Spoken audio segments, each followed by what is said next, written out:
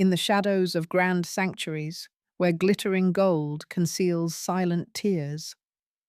A truth awaits unveiling. Does the tithe you offer in faith truly touch the heart of God? Or does it merely enrich those cloaked in holy robes?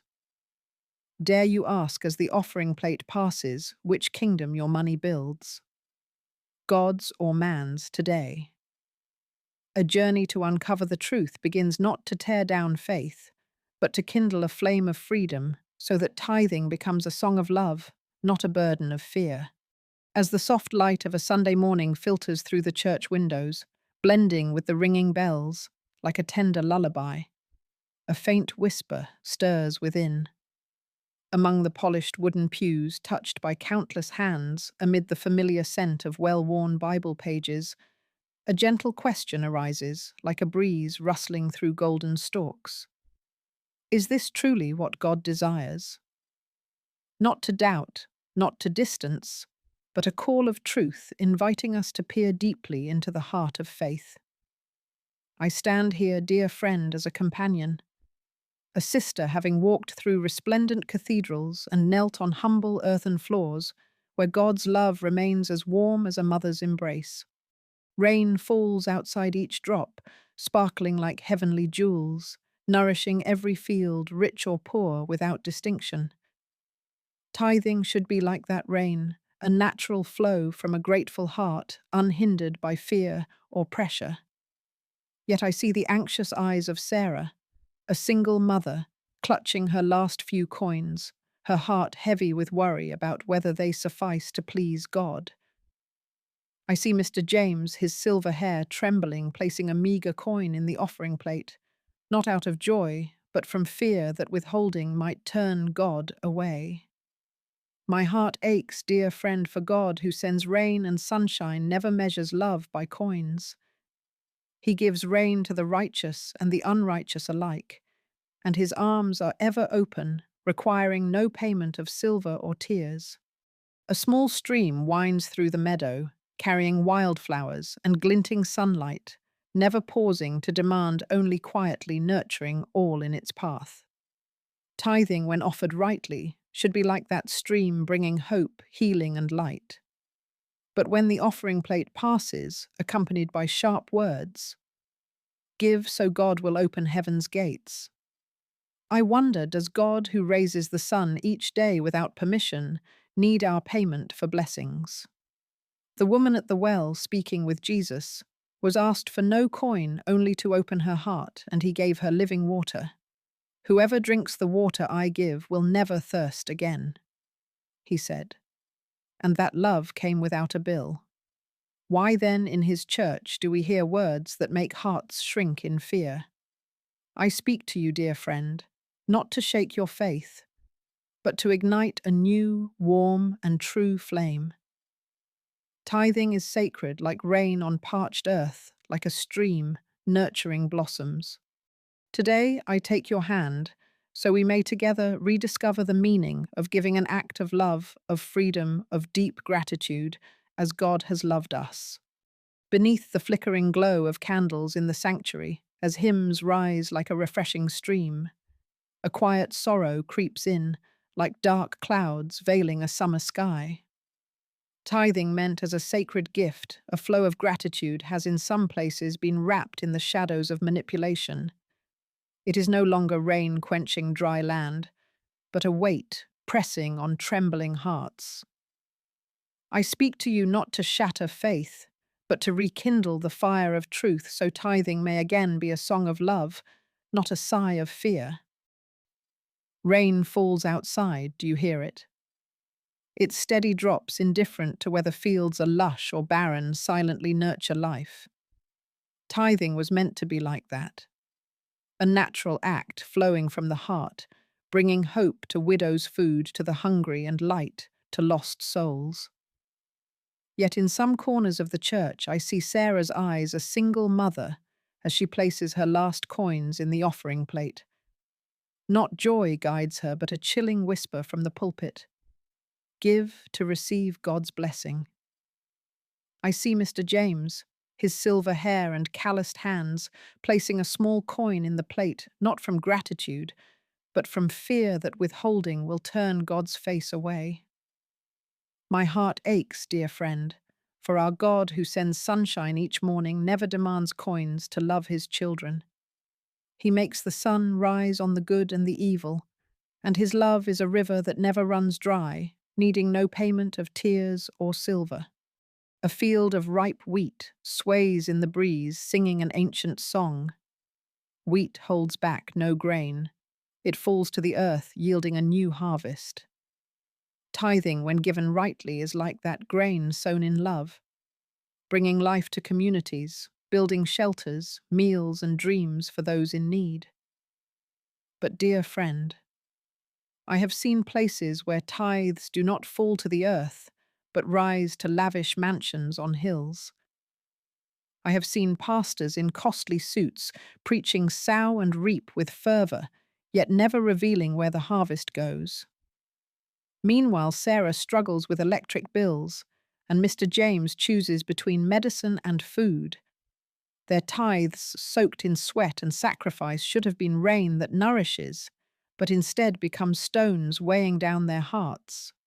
I cannot forget Mary, a young woman with bright eyes, shadowed by worry. She works long hours at a small shop, raising 2 children on a meagre wage. Every Sunday she brings her last $20 to church, not because she wishes, but because the pastor said, "If you don't give, you rob God." Those words, dear friend, cut like a blade, wounding Mary's faith, making her feel unworthy. But God, who sat with the woman at the well, asked no coin, only a sip of water, and gave her eternal life. "Whoever drinks the water I give will never thirst again," he said, and his love never came with a price. Why then in his church do we hear words that make hearts like Mary's shrink in fear? Sunshine still glows outside. Do you feel it? It warms the fields, dries the dew, bringing life without thanks. But in some churches, tithing is no longer that sunshine. It has become a commercial tool, wrapped in half-quoted scriptures. I have heard sermons where pastors speak of bringing the whole tithe into the storehouse, yet omit that the storehouse in God's heart is for feeding the hungry, clothing the naked, and lifting the broken. Instead, I see grand buildings rise sleek cars and first-class flights, while Sarah James and Mary struggle. Their tithes, meant to be grain sown in earth, become jewels adorning another's crown. I see David, a single father with a sad smile. He gave tithes for years, believing obedience would bring blessings. But blessings didn't come, and he wondered what he did wrong. I held his hand, dear friend, and said, "God is not a debt collector, not enthroned with ledgers to tally coins. He is a father, and his mercy is new every morning." David wasn't wrong to give, but he was misled, coerced by empty promises and invisible fears. His tithe, meant as a song of gratitude, became a burden of guilt. Do you see, when wind sweeps through the field, it carries the scent of earth and sky, holding nothing back? Tithing should be like that, a breeze of generosity blowing through communities, bringing hope and life. But when it becomes a tool of coercion, when the pulpit calculates rather than inspires, the church ceases to be a refuge and becomes a marketplace.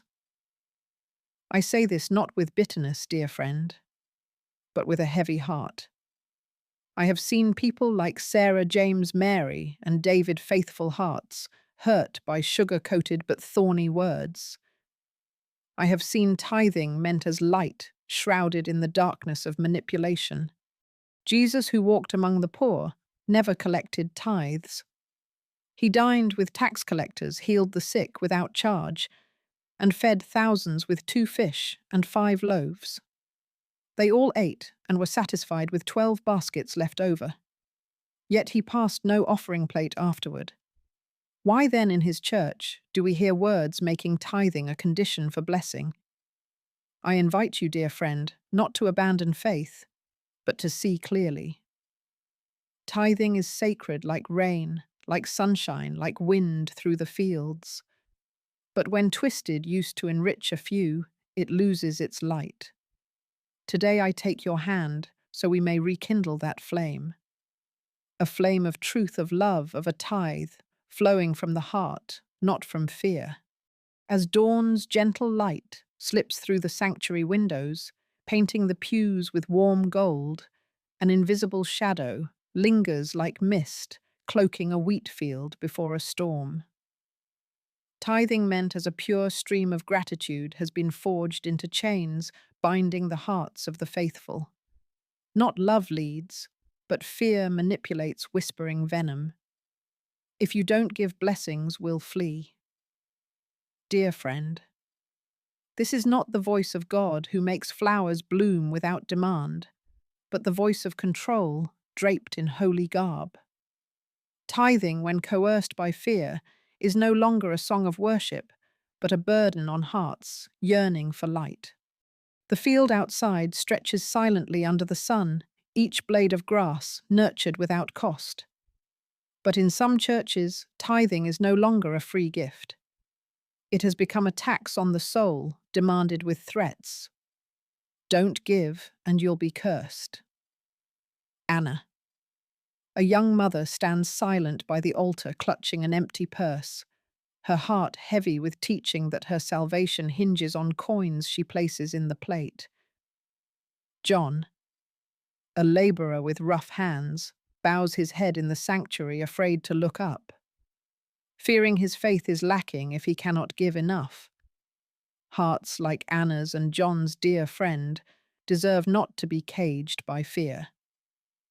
Jesus bore the curse so we might be free. So why do pulpit words make them feel chained? Wind sweeps through the field, carrying the scent of earth and sky, giving life without reserve. Tithing, when given in love, should be like that wind, free, generous, brightening broken lives. But when fear is the foundation, when the pulpit becomes a platform of pressure, something sacred is stolen.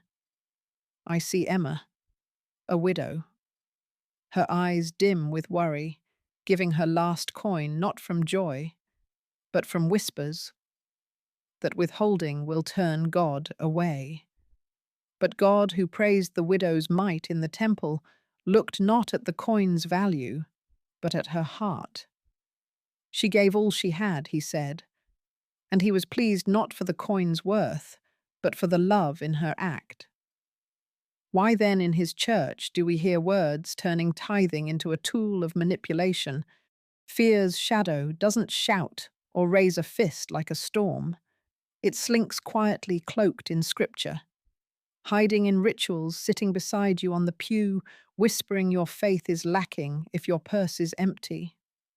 But dear friend, God doesn't trade in chains. He came to set the captives free, so your heart may be unbound, free from guilt or threats. When tithing becomes payment to avoid punishment, it is not worship, but coercion. When the pulpit preaches fear louder than faith, the church loses its song. Instead of joy, we hear anxiety. Instead of freedom, we feel judgment. And the spirit of truth, God's gentle spirit, grieves. Trees outside reach high, budding without force. But in some churches I see hearts like Michael's, a young man full of zeal, crushed by teachings that his prayers won't be heard without a tithe. Michael believes he longs to honor God, but each Sunday he leaves the sanctuary feeling a failure, not a son of God. Those words, dear friend, are not from the one who said, "Come to me, all you who are weary and burdened, and I will give you rest." God doesn't demand Michael's purse to hear his prayers. He doesn't lock blessings in a safe awaiting payment. His love is sunshine, rain, wind, given without calculation, without condition. Pulpit words, when wrapped in fear, are sharp blades cutting the faith of people like Anna, John, Emma, and Michael. Their taught blessings are withheld, miracles must be bought. Healing comes only with tithing. But Jesus, who touched lepers, made the blind see, and raised the dead, never asked a coin. I heal you because of your faith. He said not because of money in hand. Why then in his church do we hear words making faith a transaction, binding God's love to numbers? Dear friend, this is a prophecy from the heart of truth. Fear is not from God. Manipulation is not from God. Guilt is not heaven's currency. When tithing is demanded with threats, when the pulpit calculates rather than inspires, the church is not a refuge but a cage. But God, who makes the sun rise and rain fall, doesn't want you caged. He wants you to walk in freedom, give in joy, love in light. Tithing born of love is a song that reaches heaven. It is wind through the field carrying hope, not burden. It is sunshine warming hearts, not fire burning faith. So, dear friend, listen to the whisper of truth in your heart. When the offering plate passes, when sermons make your heart shrink, know God doesn't sit on a throne with ledgers. He is a father loving you not for what you give, but because you are his child. His love endures forever, and no coin can buy that love. Your tithe is sacred, but it must never bind you. Give with eyes open, heart free, and faith that God sees you, loves you not for your purse, but for you. In the hush of twilight, as golden orange light stretches across the wheat field, like a cloak of truth draped over earth and sky, a call rises not from the pulpit, but from the depths of faithful hearts. Tithing a sacred gift to nurture community has in some places been led astray, flowing to lavish mansions instead of broken homes. Dear friend, this is the hour for truth to rise, for light to pierce hidden corners, for tithing to become a clear river, quenching lives parched by need. Not rebellion, not destruction, but a holy longing for transparency. So God's house becomes a refuge, not a marketplace of greed. The river outside flows endlessly, do you sense it? It doesn't pool in stagnant lakes, doesn't hoard life, but pours into the sea, nurturing all in its path. Tithing was meant to be like that, a stream of generosity bringing food to the hungry clothes, to the naked hope, to the lost.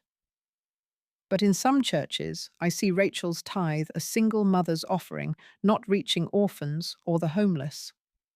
It rises to grand buildings, sleek cars, first-class flights.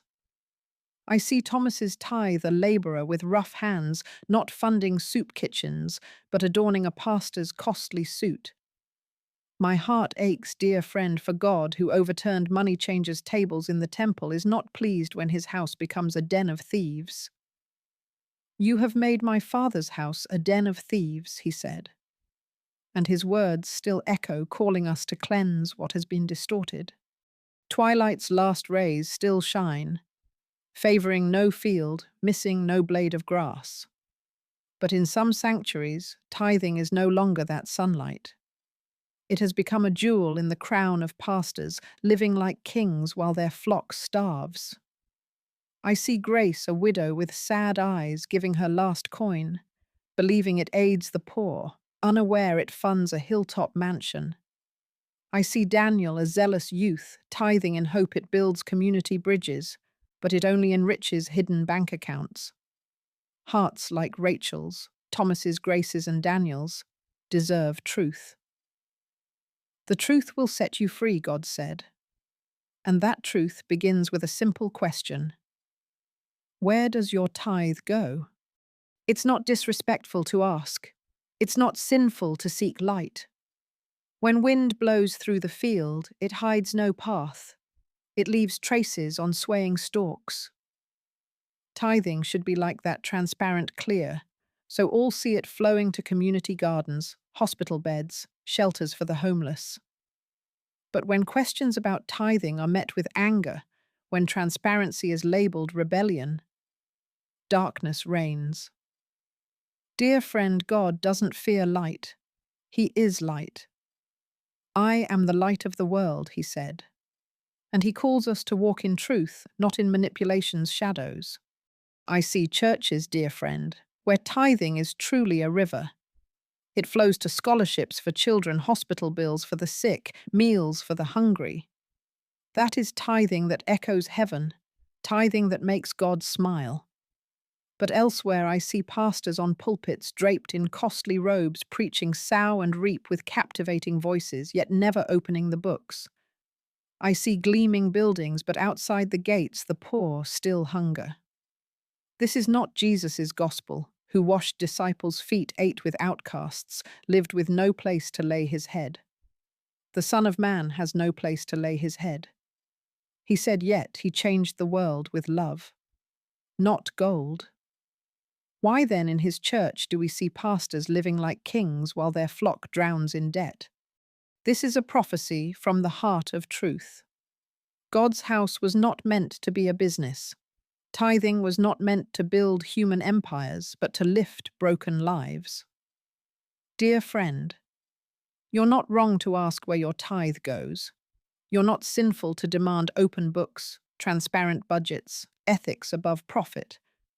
When your tithe funds private jets instead of hospital beds, mansions instead of shelters, it fails its sacred purpose. Jesus didn't seek building funds. He sought heart's service, justice, love. Do this for the least of these, he said, and those least widows, orphans, the hungry await your tithe's touch.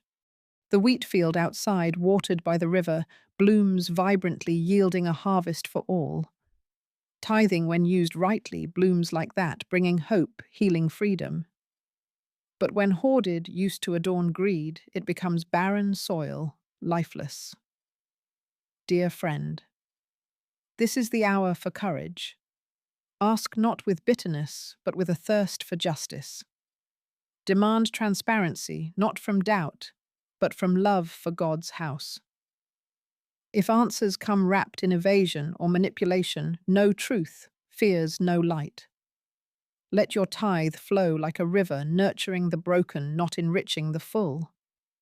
Let the church be light again as it was meant to be, and tithing a testament to God's glory, not man's kingdom.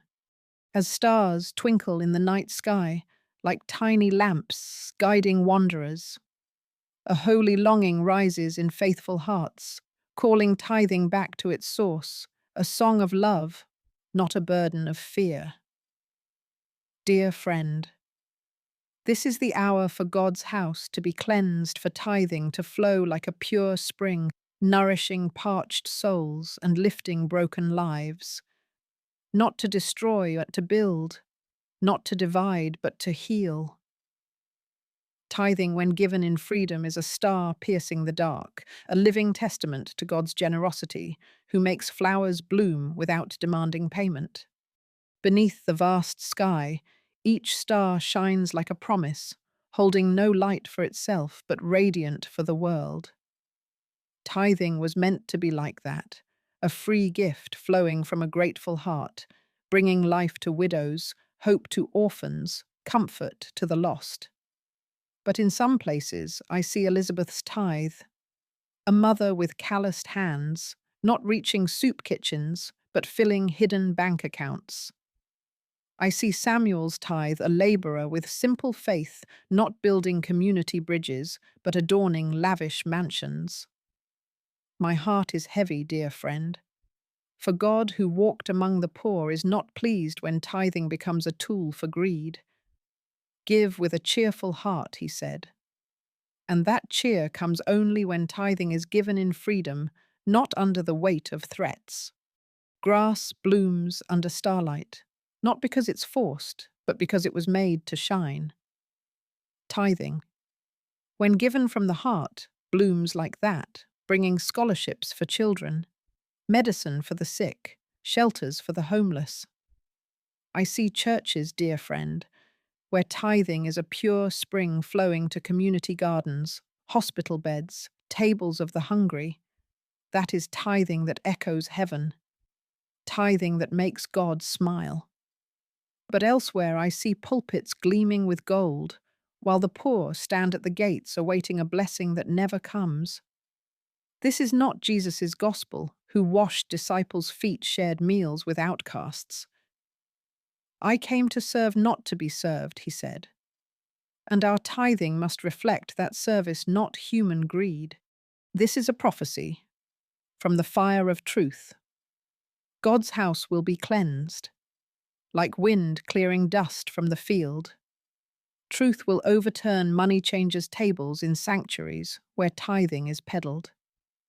Dear friend, you need not bankrupt yourself to prove faith. You need not tithe under fear's chains to be loved by God. His love endures forever, and that love demands no invoice. Your tithe is sacred, but it only touches heaven when given with eyes open, heart, free faith that it nurtures the broken, not the full. Wildflowers by the roadside bloom not by command, but because they were made to fragrance the air. Your tithe should be like that, a flower of gratitude blooming from love, not guilt. I see Hannah, an elderly woman tithing with a smile, not because she has much, but because she believes it helps others. I see Joseph, a youth with simple dreams, tithing with joy not for empty promises, but to be a star in someone's dark night.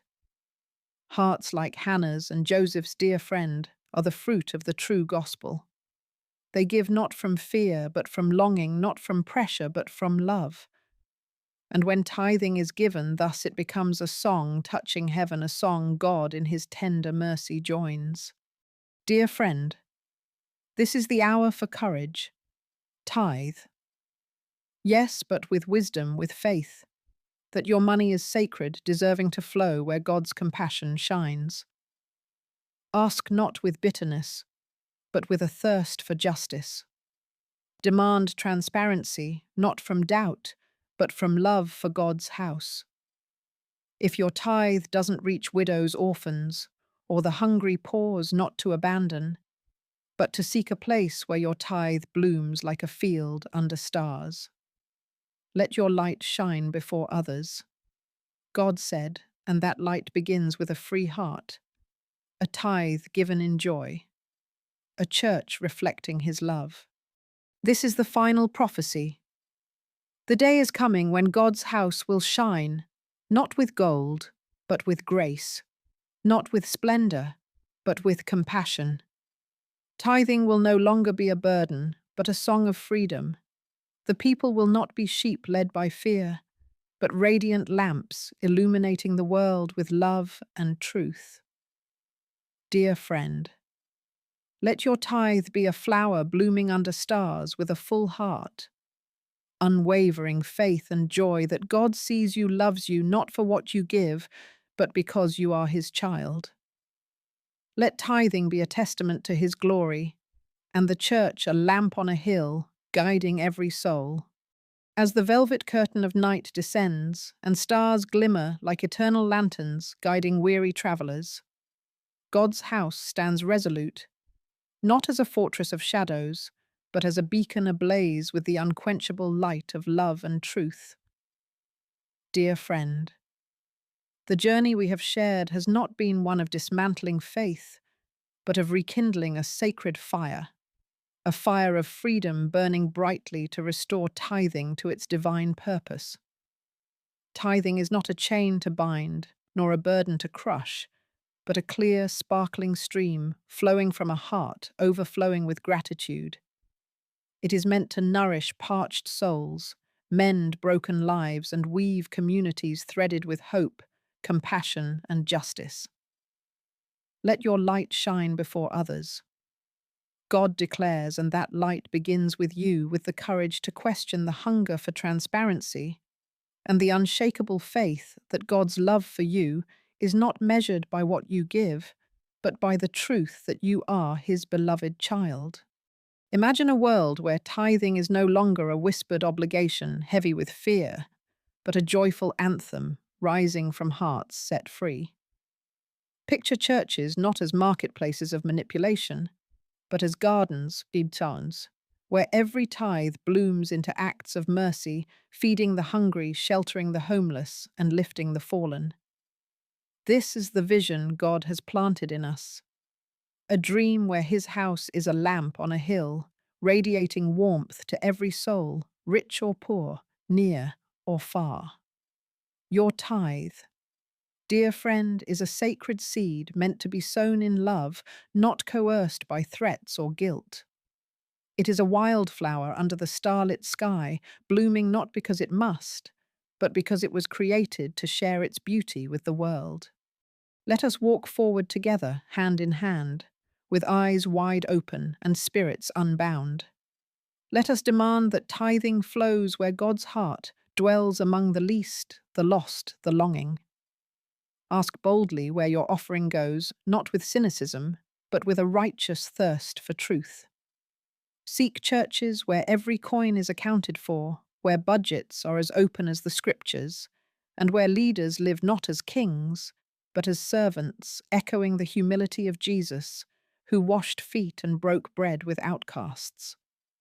When you give, let it be with a heart alight with joy, knowing your tithe is a brushstroke in God's masterpiece, a world where no child goes hungry, no widow weeps alone, and no soul wanders without hope.